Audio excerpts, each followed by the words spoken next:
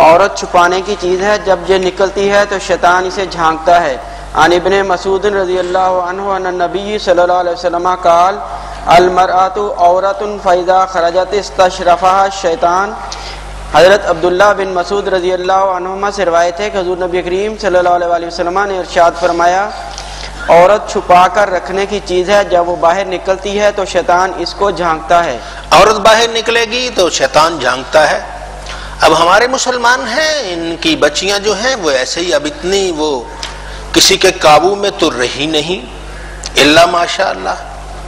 اب وہ گھر میں جیسے مرضی رہیں لیکن باہر جائیں گی اپنے کپڑے شپڑے ٹھیک کر کے بناؤ سنگار کر کے جائیں گی تو پھر شیطان ہی ہے وہ جھانکے گا۔ اس لیے یہ ایسا نہیں چاہیے، جو اسلامی خاتون ہے مسلمان خاتون ہے اس کو پردے کا خیال رکھنا چاہیے، اس کو باہر جاتے ہوئے بناؤ سنگار نہیں کرنا چاہیے، اپنے شوہر کے سامنے جو چاہیں کریں، اپنے گھر میں جو چاہے کریں، لیکن باہر نکلتے ہوئے ایسا نہیں کہ لوگ نظریں اٹھا اٹھا کے دیکھیں۔ نہیں، یہ اللہ کے نبی صلی اللہ علیہ وسلم نے ہمیں شرم و حیا کا درس دیا ہے، میں چھپانے کی چیز ہے، یہ اسے جب باہر نکلتا تو شیطان اس پر جھانکتا ہے۔ پہلے ابتدا میں اسلام ہمارا بتدریج ہوا، کبھی ایک مسئلہ آ جاتا، کبھی دوسرا، کبھی تیسرا۔ ابتدا میں ایسے تھا کہ پردے کا حکم نہیں تھا، پردے کا حکم نہیں تھا۔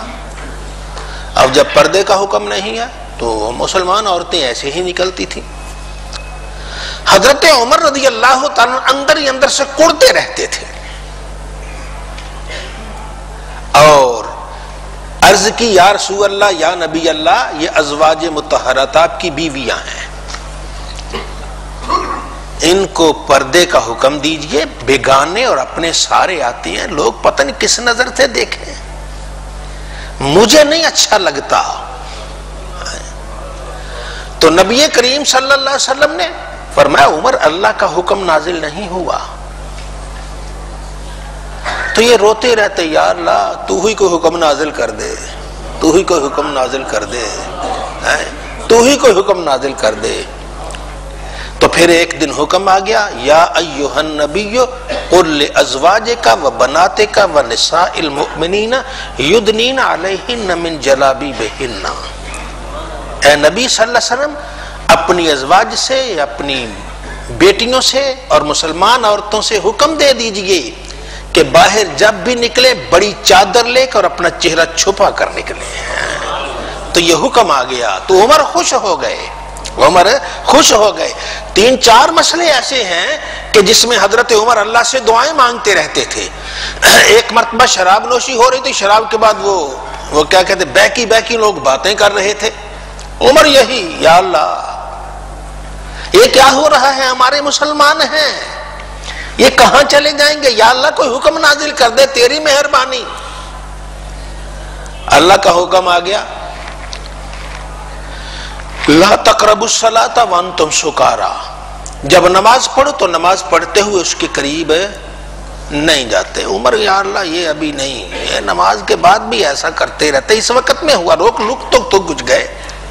پھر وہ قرآن پاک کا حکم آ جاتا ہے کہ یہ یسألونک عن الخمر والمیسر قل فیہما اسم کبیر ومنافع للناس، لوگ آپ سے پوچھتے ہیں یہ شراب اور جوئے کے بارے، اس میں فائدہ بھی ہے نقصان بھی ہے، اب فائدہ بھی ہے نقصان بھی ہے، نقصان زیادہ ہے اللہ نے ذکر کر دیا ابتدا میں۔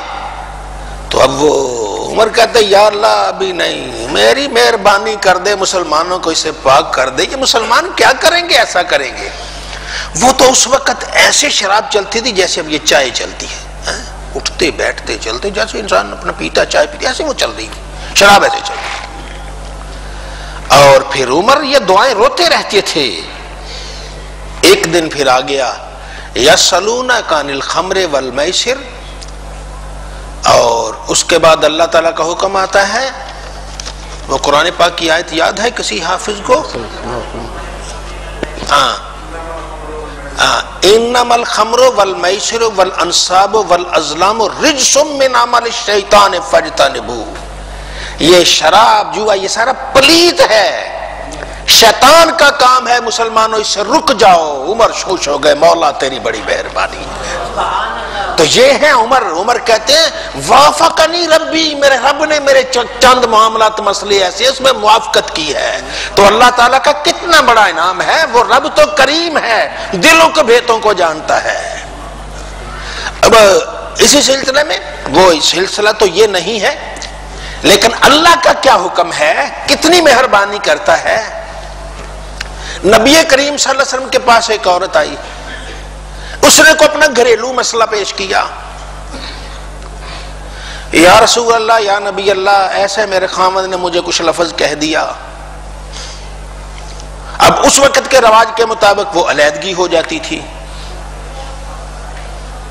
اب وہ علیحدگی کا حکم اس وقت کے رواج کے مطابق تھا، وہ تو آپ سے جھگڑنے، یا رسول اللہ یہ کیا ہے، ساری عمر میں خدمت کر کر کے مر گئی، اب ذرا سی بات پہ وہ آ کے مجھ سے وہ اب اتنے لفظ کہہ کے علیحدگی ہو جائے، یا رسول اللہ یہ تو نہیں، وہ جھگڑنے لگی، سرکار یہ کیا ہوا؟ تو حضرت عائشہ صدیقہ اس کمرے میں تھی، سرکار سے ایک عورت آ کے اس مسئلے میں جھگڑ رہی تھی، تو اچانک قرآن کی آیتیں نازل شروع ہو جاتی ہیں، قد سمع اللہ قول التی تجادلک فیہا، اللہ نے سن لی ہے بات اس عورت کی جو آپ سے جھگڑ رہی تھی اس مسئلے میں۔ عائشہ صدیقہ کہتی ہیں مولا سبحان اللہ، اور میں اس کمرے میں تھی، مجھے پتہ نہیں چلا وہ عورت کیا کہہ رہی ہے، تو ساتوں آسمانوں سے پرے عرش پہ ہے، تو ذرا سی بات کو سن لیتا ہے۔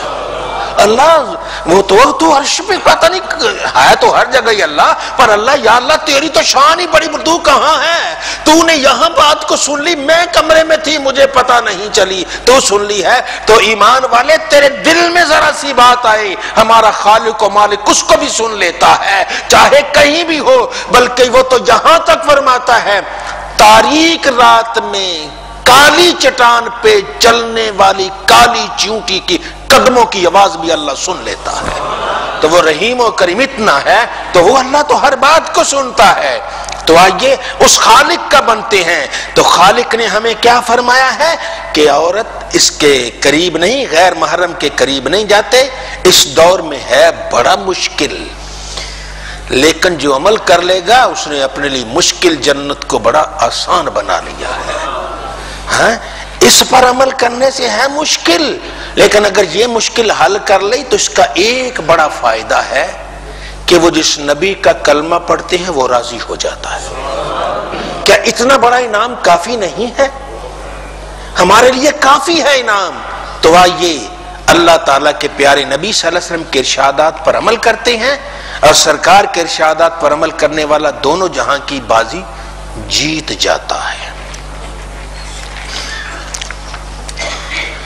آگے جی مشکات الحدیث۔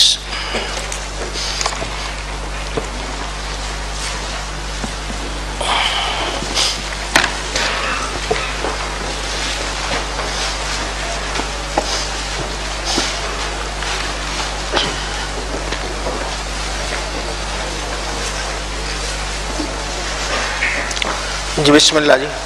بسم اللہ الرحمن الرحیم۔ مشکات الحدیث صفحہ 583۔ مشکات الحدیث صفحہ 583۔ چلیں جی۔ جو خوش نصیب گھر سے نکلا علم حاصل کرنے کے لیے کہ کہیں اس کی موت جہالت پر نہ ہو، یا سنت زندہ کرنے کے لیے کہ کہیں سنت ختم نہ ہو جائے، اسے نفع اٹھانے والے مجاہد فی سبیل اللہ کا ثواب ملتا ہے۔ عن ابن زبیر رضی اللہ عنہ نبی صلی اللہ علیہ وسلم قال ما من عبد یغدو فی طلب علم مخافت ان یموت جاہلا او فی احیاء سنت مخافت ان تدرس الا کانا کالغازی الرابح فی سبیل اللہ عز وجل ومن بطا به عملہ لم یسر به نسبہ۔ حضرت عبداللہ ابن زبیر رضی اللہ عنہ سے روایت ہے کہ حضور سیدنا نبی کریم صلی اللہ علیہ وسلم نے ارشاد فرمایا، جو بندہ علم حاصل کرنے کے لیے نکلا اس ڈر سے کہ کہیں وہ جاہل نہ بن جائے، یا سنت کو زندہ کرنے کے لیے اس ڈر سے کہ کہیں سنت ختم نہ ہو جائے، تو اسے نفع اٹھانے والے مجاہد فی سبیل اللہ جتنا ثواب ملتا ہے، اور جس کا عمل اسے پیچھے کر دے اس کا نسب اسے آگے نہیں لے جائے گا۔ جو بندہ گھر سے نکلا علم حاصل کرنے کے لیے اور کہیں میں اس علم سے نابلد نہ رہ جاؤں، اس بات سے جاہل نہ رہ جاؤں، مجھے پتہ چل جائے یہ حدیث پاک کا تو بڑا اچھا ہے، یا سنت سرکار کی لوگ چھوڑ رہے ہیں، مجھے سنت کا پتہ چل جائے، چلو میں ہی اسے عمل کرنے والا ہو جاؤں، صرف اس نیت سے گھر سے نکلنے والے کو مجاہد فی سبیل اللہ کا ثواب ملتا ہے، مجاہد فی سبیل اللہ کا ثواب ملتا ہے۔ کون سا مجاہد؟ الرابع، جسے ہر حالت میں نفع ملنا ہے، جسے ہر حالت میں نفع ملنا ہے۔